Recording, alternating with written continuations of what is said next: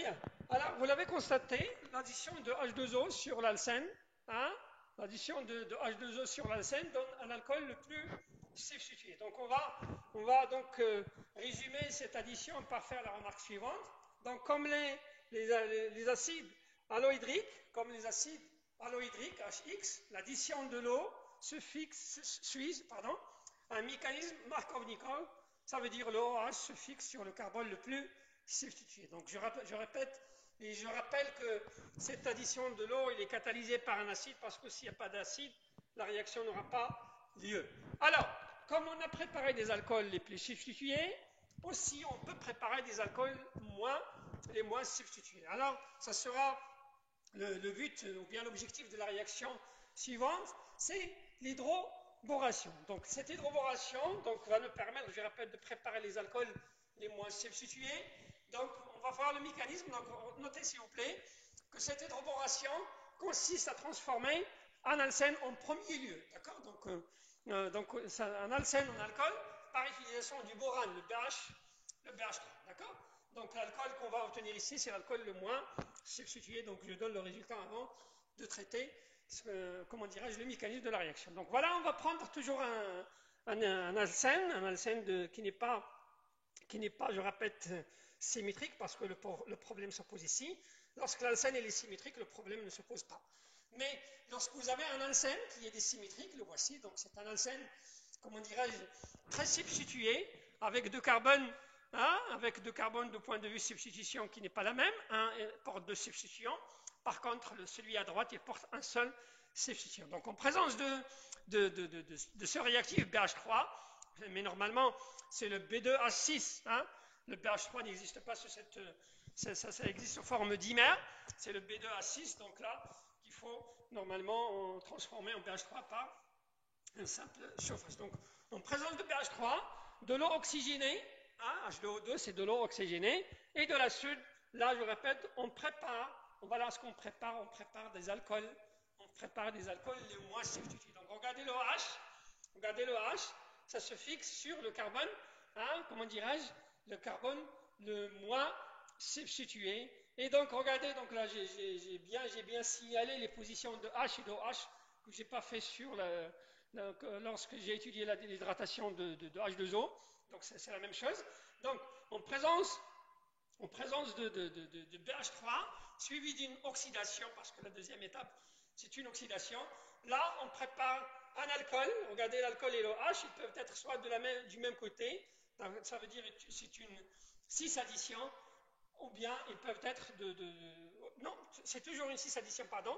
Donc ici c'est une 6 addition, toujours, mais dans le cadre de l'hydratation de l'eau, de l'hydratation des alcènes avec de l'eau, en présence, de H+, là c'est le contraire, donc là c'est un mélange de 6 et de trans lors de l'addition de H2O en milieu acide. Mais lors de l'hydroboration, c'est toujours 6, c'est une 6 addition.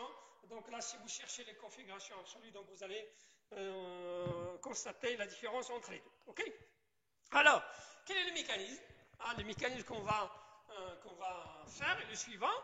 Alors, en présence de, donc là, la réaction va commencer par la fixation d'un alcène sur le BH3, d'un équivalent d'alcène.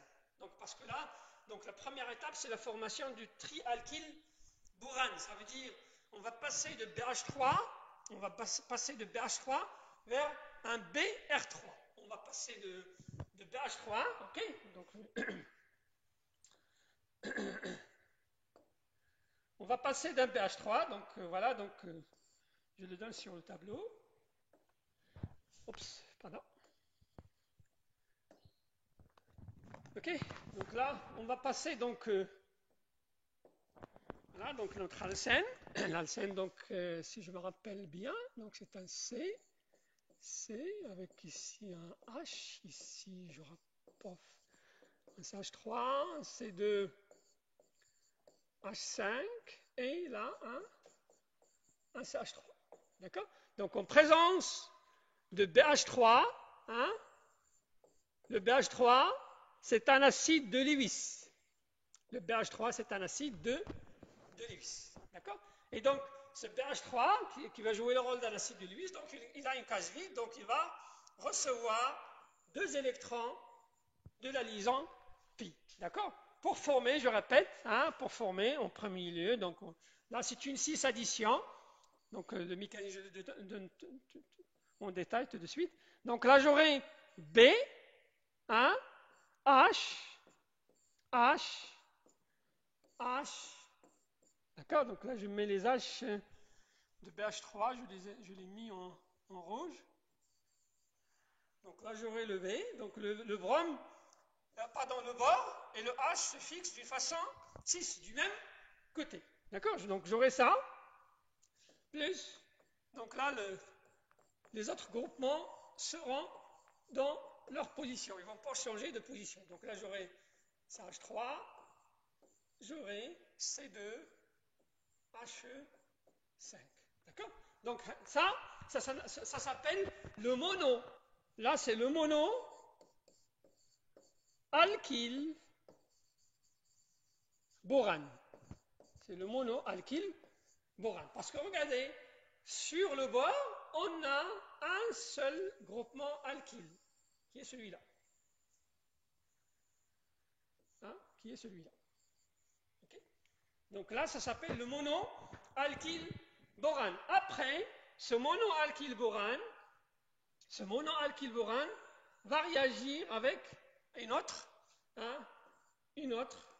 molle d'alcène.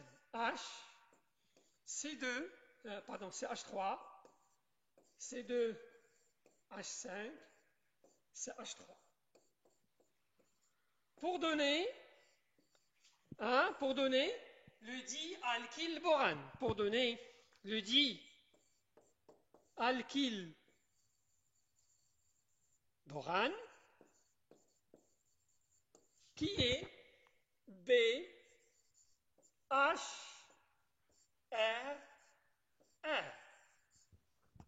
Ce dialkylborane va réagir à nouveau avec une molécule d'alcène, un équivalent d'alcène, CH3, C2, H5, pour finalement obtenir le trialkylborane. Voilà. Là, c'est le trialkylborane.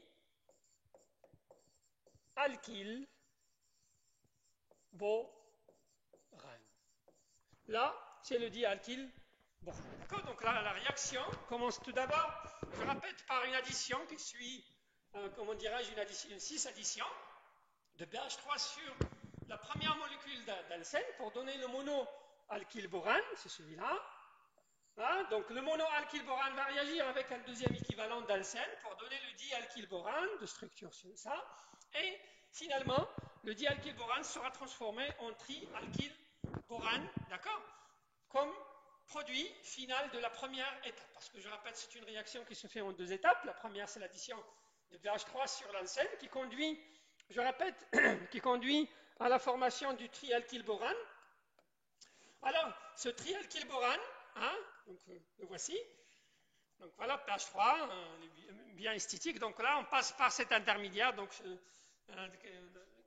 qui résulte de l'approche de BH3 de la double liaison pi. Après, donc là, on va avoir donc l'addition, je répète, l'addition comme l'alcène, il est de géométrie plane, il a une géométrie plane. Donc le BH3 peut se fixer soit de la face inférieure, c'est le premier intermédiaire formé, ou bien il peut se fixer de la face supérieure, c'est le deuxième produit, parce que vous avez constaté dans le bilan qu'on a donné en premier lieu, on va s'attendre à la fixation de H et de H, soit du côté supérieur ou bien du côté inférieur de la double liaison. Très bien. Alors, donc on va travailler sur un parce que ça sera la même chose que sur l'autre. Donc là, cet intermédiaire, je répète, qui résulte de l'approche de BH3, va évoluer donc pour donner le monoalkylborane que j'ai donné tout à l'heure sur le tableau. D'accord? Donc regardez, donc vous avez le H et le bord se fixent du même côté, donc et ainsi de suite. Donc là, avec deux équivalents donc de l'alcène, on va former ce qu'on appelle le trialkylborane que j'ai donné sur le tableau tout à l'heure. Donc regardez, donc, dans le trialkylborane, tous les H, les 3 H sont remplacés par un groupement alkyle. Alors, ce trialkylborane, donc là, il va subir une oxydation, c'est la deuxième étape. Et donc, cette oxydation va se faire avec de l'eau oxygénée en milieu basique. Alors, de l'eau oxygénée, donc H2O2 en présence de la base, donc on va arracher un H plus de l'eau, d'accord? Donc voilà, donc H2O2, l'eau oxygénée en présence de la base, on va former HO- avec la formation de l'eau. Et ce HO- qui va aller faire, comment dirais-je, la substitution du bois. Donc voici la réaction. Donc avec le trialkylborane, donc là c'est un mécanisme un peu compliqué, donc je ne vais pas me casser la tête à vous le donner, donc c'est un peu compliqué pour vous, donc essayez donc, ça existe, donc si vous êtes intéressé, vous pouvez le chercher dans pas mal de bouquins, mais je rappelle, c'est un peu difficile à vous l'expliquer, donc c'est pas la peine de vous gonfler la tête avec. Et donc, il suffit d'obtenir le résultat, donc avec de l'eau oxygénée au milieu basique, hein, donc c'est une réaction d'oxydation. Là, on remplace le bord, hein, on remplace l'atome du bord par l'OH. On remplace l'atome du bord par l'OH. Et donc, ce OH, je notais bien que ça se fixe du même côté de l'hydrogène. Et donc là, c'est une 6 addition. Donc là, ça va permettre d'obtenir, je répète, deux produits. Donc là, on a travaillé sur l'intermédiaire résultant de la fixation de BH3 par la face inférieure de la double liaison. Donc on a obtenu le OH et le H du côté de la face inférieure. Mais si on utilise l'autre, ça veut dire la fixation de BH3 du côté supérieur, on va obtenir l'autre stéréo-isomère, hein, de celui-là qu'on a obtenu. Donc là, c'est une 6 addition, hein, qui nous permet, je répète, d'obtenir des alcools les moins substitués. D'accord? Donc ça permet d'obtenir les alcools les moins substitués. Donc on va terminer cette réaction par faire cette remarque. Donc là, on va parler de la règle. On va parler de la règle tout d'abord. Donc l'hydroboration des alcènes est une réaction stéréospécifique. Hein? Pourquoi stéréospécifique? Parce que regardez là, je répète, on obtient seulement, hein, une addition 6. Hein? D'accord? Donc c'est une réaction stéréospécifique. D'accord? Parce que là, je répète, l'addition, elle est 6. Ce n'est pas comme dans l'eau. Hein? Lorsqu'on a utilisé l'eau en présence de H+, on ne peut pas parler de réaction stéréospécifique. Parce que le H et le OH peuvent se fixer du même côté, comme ils peuvent se fixer de part et d'autre de la liaison sigma. Par contre, là, regardez, le H et le OH se fixent du même côté par rapport à la double liaison. Donc on parlera d'une réaction stéréospécifique parce que c'est une 6 addition. Alors, pour la régiochimie, pour la régiospécificité, d'accord, on constate bien que le OH se fixe sur une région plus préférentiellement que sur l'autre. Et par conséquent, on va parler de la régiochimie. Donc cette régiochimie, ça veut dire quoi la régiochimie? Ça veut dire la région où on va fixer le OH. Donc cette régiochimie obéit à la règle anti-Markovnikov. C'est le contraire de la régiochimie imposée par l'addition de l'eau au milieu acide. Donc je résume en disant, donc pour préparer des alcools les plus substitués, il faut faire l'hydratation de l'eau, des alcènes, au milieu acide.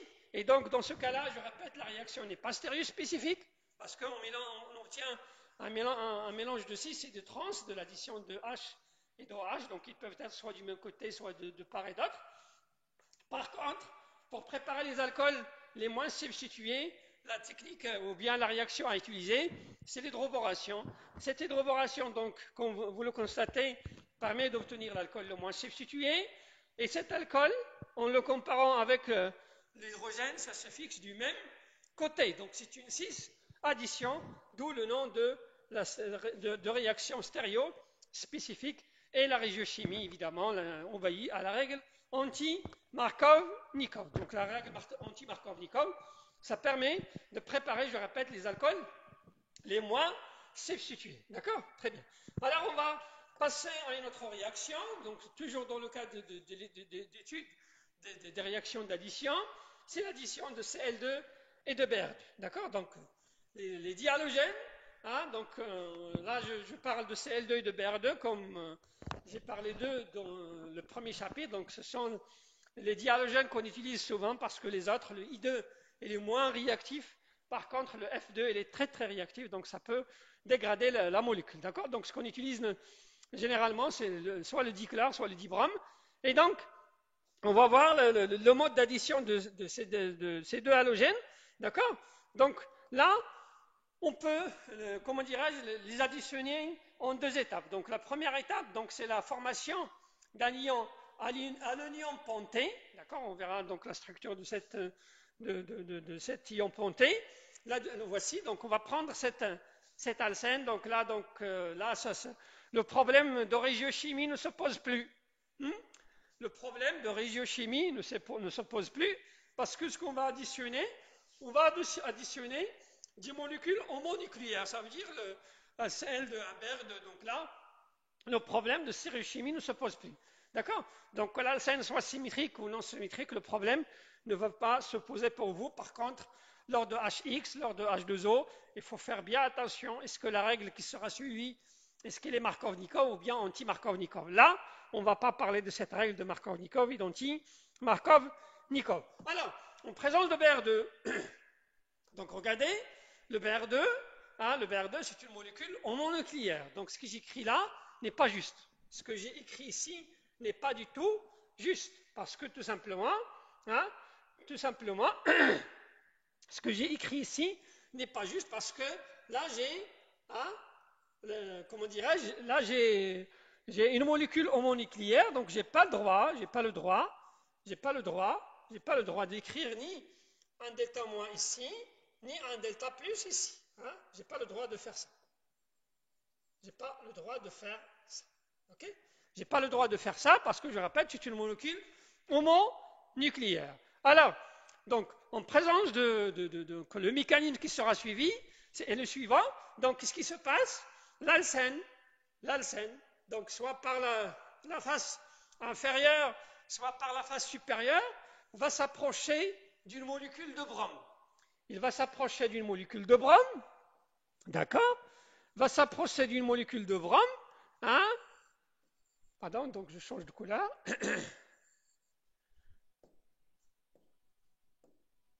Va s'approcher d'une molécule de brome pour former à la fin ce que nous avons appelé l'ion aluminium. Ça va donner un Br+, C, et donc là, un H. Donc ça va s'approcher donc du brome jusqu'à la rupture de la liaison Br-Br. Donc là j'aurai H, pardon, c'est en arrière, c'est H3, c'est H, non c'est l'inverse.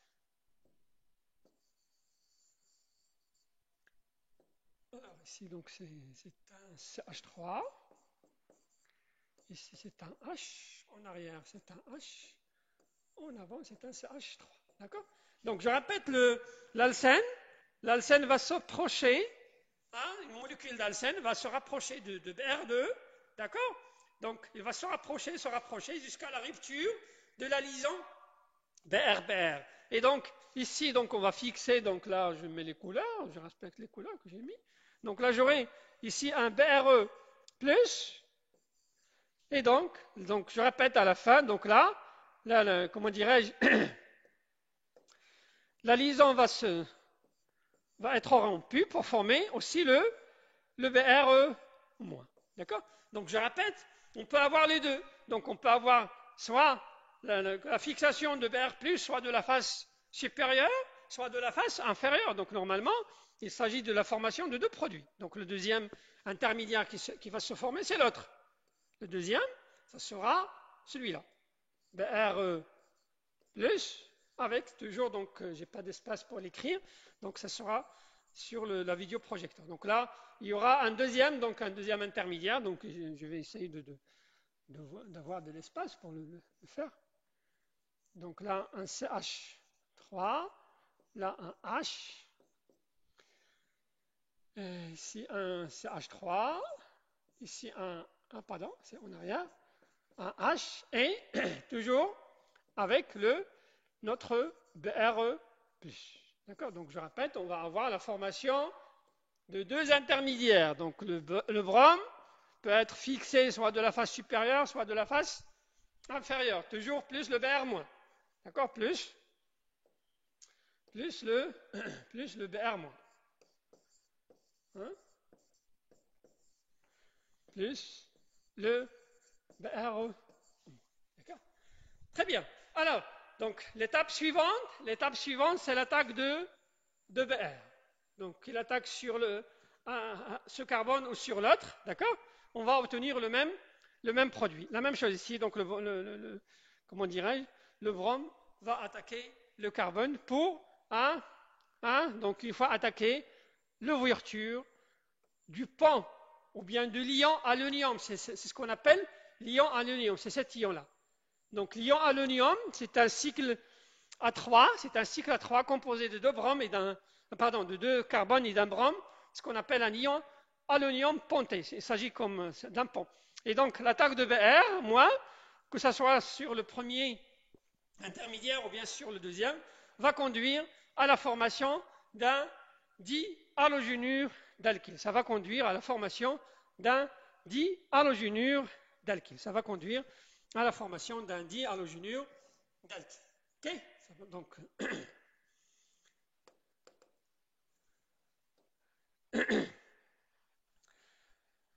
ok, donc je reviens sur. Voilà, donc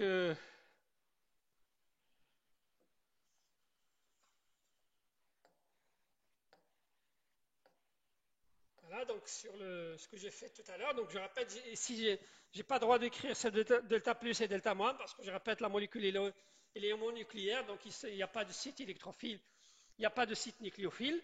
Donc l'approche de l'alcène, donc de la molécule du dibrome, donc va donner deux intermédiaires, donc les voici. Donc là c'est bien clair. Donc le Br+ va se fixer soit de la face supérieure, soit de la face inférieure. Donc c'est l'ion aluminium. Donc je rappelle, j'ai dit tout à l'heure que c'est un cycle à 3 formé de deux carboniques du brome. Et donc la deuxième étape, c'est l'ouverture de l'ion aluminium par l'ion halogénure. D'accord? Donc en présence de Br-, donc là, sur la vidéoprojecteur, je n'ai pas donné le deuxième. Donc en présence de Br-,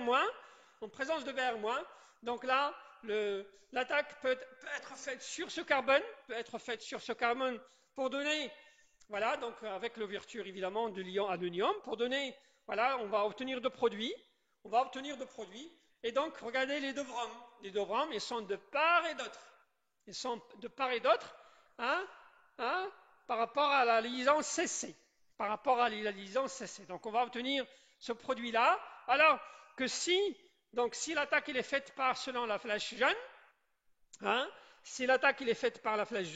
voilà, on va obtenir le deuxième stéréoisomère. Toujours avec des bromes en position trans l'un par rapport à l'autre. Si vous utilisez l'autre, intermédiaire, où le Br+ est fixé de la face inférieure, vous allez tomber sur les mêmes produits. Ça veut dire, le bilan de la réaction, à la fin, on aura deux produits, pas quatre, on aura deux produits, d'accord? Et donc, dans lesquels, je répète, les deux bromes sont de part et d'autre de la double liaison. Donc, je résume.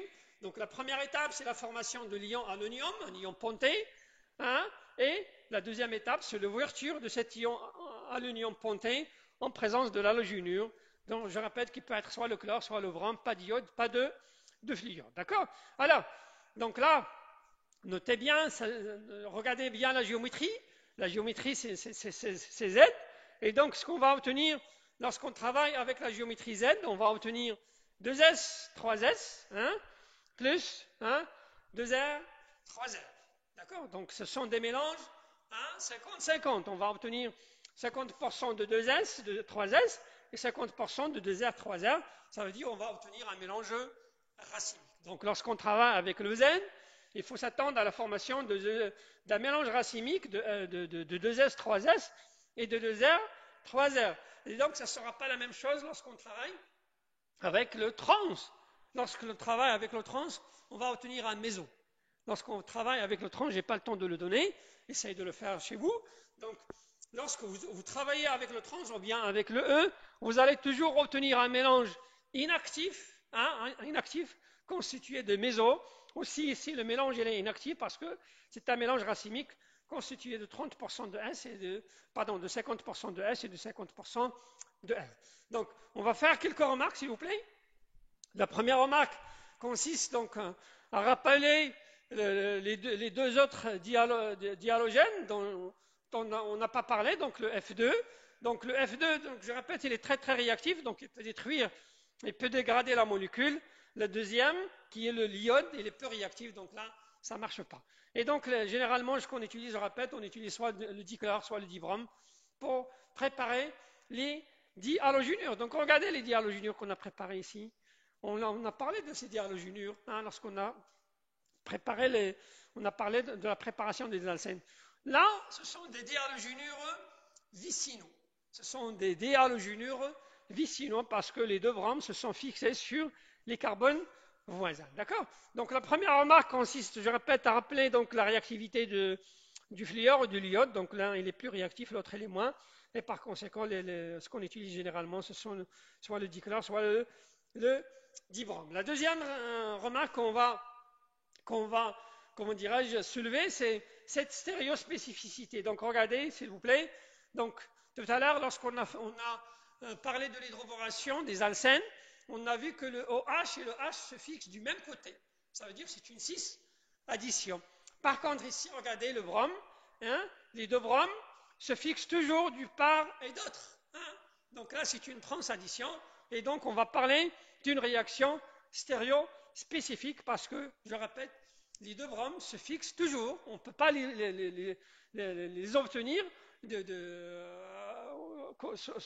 on ne peut pas les obtenir en forme cis et en forme trans. Et sont obtenus toujours en forme trans. Donc la réaction elle est dite stéréospécifique parce que, je répète, c'est une transaddition. Une autre remarque, donc dans le cas d'alcène dissymétrique, d'accord, donc dans le cas d'alcène dissymétrique, là, on aura la formation de deux ions, d'accord, donc dans le cas de l'alcène dissymétrique, on va avoir la formation de deux ions, et donc, et l'attaque de X au moins, donc là, notez bien, l'attaque de X au moins se fera sur le carbone le plus substitué du côté opposé par rapport au pont. D'accord? Donc, je ne sais pas, bon, je n'ai pas d'exemple ici. Donc, cette remarque elle est très importante. Donc, dans le cas d'alcène dissymétrique, on aura la formation de deux ions. Bon, on va essayer de le faire. On va essayer de le faire. Voilà. Donc, on va prendre un alcène dissymétrique. On va prendre un alcène dissymétrique. Donc C,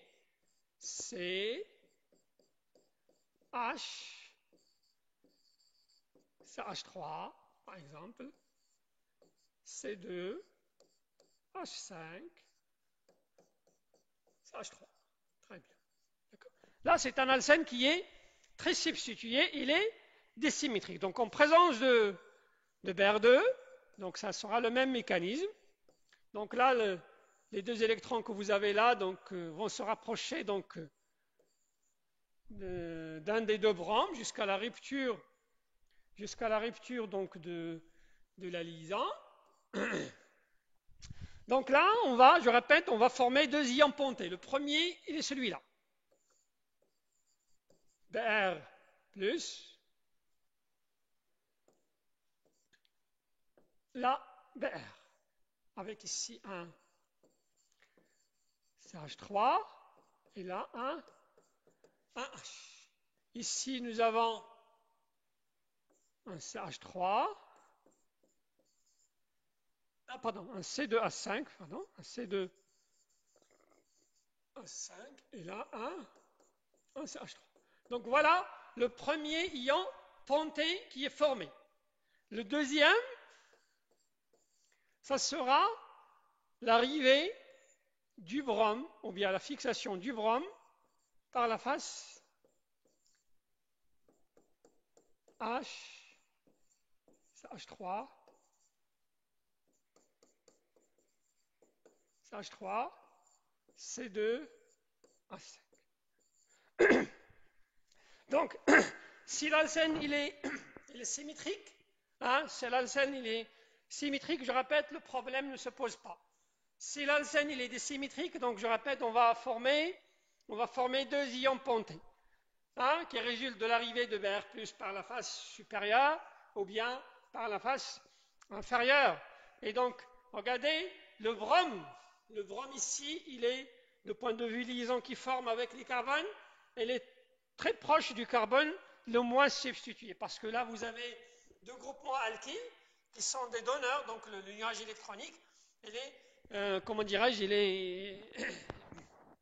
est sur le delta moins, donc si vous voulez, on peut faire ça, donc un delta moins, le delta moins, il est sur le, comment dirais-je, il est là, parce que donc je répète, un delta moins, donc là, on ose écrire ça, donc, parce que là, vous avez des effets donneurs, hein, vous avez des effets donneurs, donc qui vont pousser le nuage électronique sur le carbone le moins substitué, donc là, on aura un nuage électronique très grand par rapport à ce carbone le plus substitué.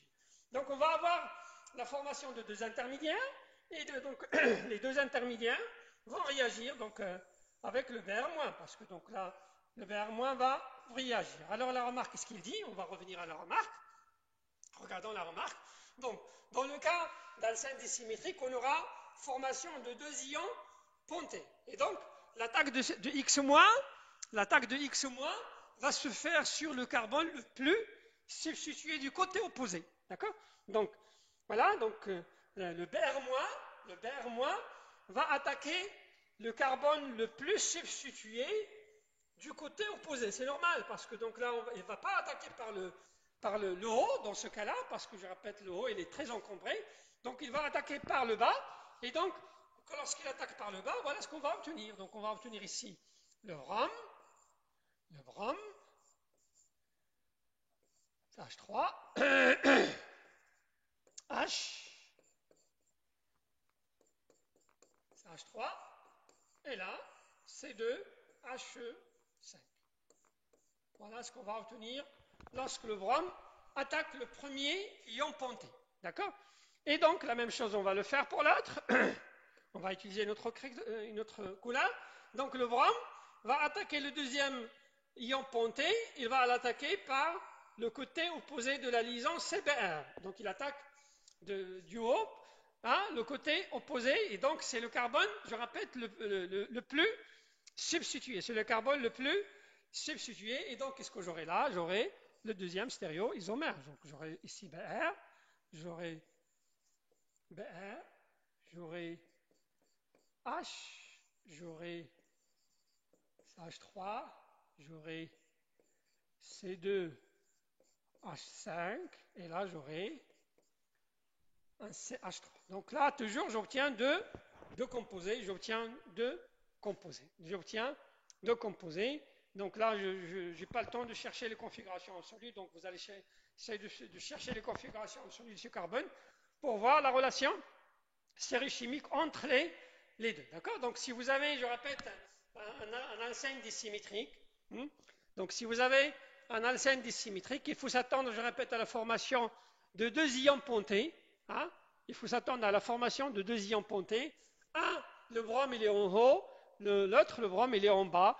Et donc, l'étape finale, c'est l'attaque de l'halogénure de Br- sur les deux ions pontés du côté opposé de la liaison CBr je répète, sur le carbone, comment dirais-je, sur le carbone le plus substitué, pas sur le carbone le moins substitué. D'accord? Pas sur le carbone le moins substitué. D'accord? Très bien. Alors on va continuer donc par parler d'une autre réaction. Hein? Donc la réaction dont on va parler, ce sont les, comment dirais-je, les acides hypohalogéneux. Donc c'est quoi un acide hypohalogéneux? L'acide hypohalogéneux, c'est un HXO. Donc là, on va former un autre type de composé qu'on appelle les halohydrines, hein, que ce sont les halohydrines, mais on va parler tout d'abord de la formation de ce HXO. Donc c'est quoi ça? Hein? la formation d'acide hypohalogéneux, hein, peut être faite, hein, en diluant, donc c'est une dilution, ni plus ni moins, en prenant un composé, un X2, hein, tel que le brome ou bien le CLA, avec du H2O, donc là, on forme l'acide hypohalogéneux qui est XOH plus HX. D'accord? Donc c'est un test qu'on utilise, dans comment dirais-je, les analyses qualitatives. Je vais en parler tout à l'heure. Donc voilà, donc comment on forme donc l'acide hypohalogéneux. Donc on prend un dihalogénure X2 qu'on dilue dans de l'eau pour former, hein, finalement donc un XOH plus un HX, d'accord? Et donc ce HOX, donc là donc je prends parce que normalement généralement on utilise le brome, c'est HOVR qu'on appelle le 2 brome, hein, qu'on appelle le 2 brome.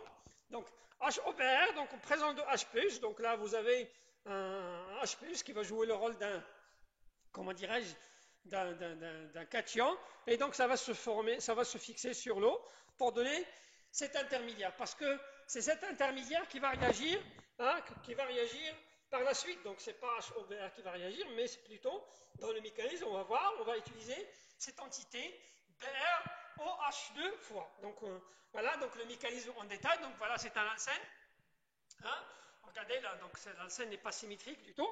Et donc on va voir, parce que donc là il y a une règle à suivre, donc c'est exprès, parce que si l'alcène il est symétrique, donc la règle ne sera pas bien claire. Donc là, on va travailler sur un alcène qui est désymétrique, et donc je répète, l'entité qui va se fixer, c'est l'entité BrOH2. D'accord? Donc comment ça va se fixer? Ça va se fixer donc par l'attaque de brome. Donc je répète là, donc l'attaque ça va se faire ainsi, et donc on va passer par un ion, hein, on va passer par un ion ponté, donc on aura le départ de l'eau, et donc le départ de l'eau et donc la formation d'un carbocation. On va avoir, voilà, donc parce que lorsqu'on l'eau part, donc là on va avoir une cyclisation, et donc on va passer par la formation d'un ion ponté. On va passer par la formation d'un ion ponté, un ion halonium, comme tout à l'heure, comme ce qu'on a obtenu lorsqu'on a fait l'addition de X2 sur les alcènes. Donc on va passer par la formation de cet ion ponté, et donc là on va avoir deux. On va avoir un ion ponté un Br plus en haut, ou bien un Br plus en bas. Et donc, regardez donc, ce qui va attaquer. Donc on a formé Br plus, un ion ponté, et donc on a libéré une molécule d'eau. Donc dans le milieu, il y a une molécule d'eau qui va réagir. Alors cette molécule d'eau qui va réagir, il faut bien, je répète, parce que là, comment dirais-je, l'alcène, elle est bien choisie de façon, je répète, à vous montrer le site qui sera attaqué. Le site qui sera attaqué, ça sera le carbone, hein, le plus substitué. Ça sera le carbone le plus substitué, et donc là, ça sera l'ouverture. Donc là, une fois l'eau attaque, donc regardez toujours sur le même principe, il attaque du côté opposé de la liaison CBR. Donc là, l'eau attaque là, donc on va assister à l'ouverture de l'ion bromonium, donc pour former donc cet intermédiaire, hein, OH2+, dans lequel il faut éliminer un hydrogène. Donc moi, H+, plus H+, c'est équilibré. Et donc on va former ce qu'on appelle les halohydrines. Donc ce sont des composés qui portent le nom des halohydrines, parce que là on prépare un brome avec un OH. Et donc là, le même mécanisme sera suivi pour l'autre. Donc on présente donc là, voilà, comment dirais-je, la stéréochimie des carbones asymétriques. La même chose ici. Donc le H2O va attaquer par le côté opposé de la liaison CBR pour avoir notre stéréoisomère. Ça veut dire qu'on va avoir, hein, notre stéréoisomère. Donc ça veut dire, hein, celui-là, donc OH en haut, le Br en bas, contrairement au premier où le brome il est en haut et le OH il est en bas. Et donc ça sera notre stéréoisomère, ça sera le 2R fois S. Donc regardez comment dirais-je, la relation stéréochimique entre les deux. Ah, la relation stéréochimique. Donc, si vous regardez bien, là, il est l'image de l'autre. Donc là, c'est un couple d'inantiomères. C'est un couple d'inantiomères. Donc, la règle qu'il faut retenir, donc l'addition des allohydrines, des HOBR, donc le mécanisme, donc si vous arrivez à le retenir, tant mieux, sinon, c'est pas la peine. Donc, ce qu'il faut retenir, c'est l'addition de HOX, je répète, sur les alcènes, conduit à la formation des allohydrines avec la fixation de OH sur le carbone le plus substitué. Donc, je répète, le OH se fixe sur le carbone le plus substitué. Par contre, le brome, c'est sur le carbone le moins substitué. Donc, on va faire cette remarque, s'il vous plaît. Donc, la règle de Markovnikov s'applique ici. Donc, la règle de Markovnikov, nous l'avons vu dans l'addition des HX, HBr, HI, HF, HCl sur les alcènes. On l'a vu dans l'addition de l'alcool sur les alcènes. Là aussi, cette règle s'applique lors de l'addition des acides hypohalogéneux, HOX. HOX, ce sont les acides hypohalogéneux qui vont servir à la préparation des allohydrines. Et donc, ces allohydrines sont préparées en suivant la règle Markovnikov. Ça veut dire le OH se fixe sur le carbone le plus substitué. Très bien. La deuxième remarque, je répète, la regardez de point de vue stéréospécificité, le OH et le brome, ils sont toujours en trans, l'un par rapport à l'autre. C'est comme l'addition de Br2, de Cl2 sur les alcènes. On a vu que l'addition des dihalogènes, le Cl2 et le Br2, là, le Br ou bien le chlore sont toujours l'un en trans par rapport à l'autre. La même chose ici. Lors de l'addition des acides hypohalogéneux, le OH et le brome sont toujours en position trans, donc on parlera d'une réaction stéréospécifique parce que c'est une trans-addition. Très bien. Alors, la régiosélectivité, donc la régiosélectivité, c'est clair que c'est une réaction régiosélective parce que le OH choisit de se fixer sur le carbone le plus substitué. Donc c'est une réaction régiosélective parce que, je répète, l'OH se fixe préférentiellement sur le carbone le plus substitué. Donc à la fois c'est une réaction stéréospécifique parce que c'est une trans-addition et les régiosélectives parce que, je répète, l'OH, la fonction alcool qu'on fixe, se fixe sur le carbone le plus substitué. Très bien. Alors, donc là, je répète, ce sont des intermédiaires très importants. Les allohydrines, ce sont des intermédiaires très importants parce qu'on peut les utiliser.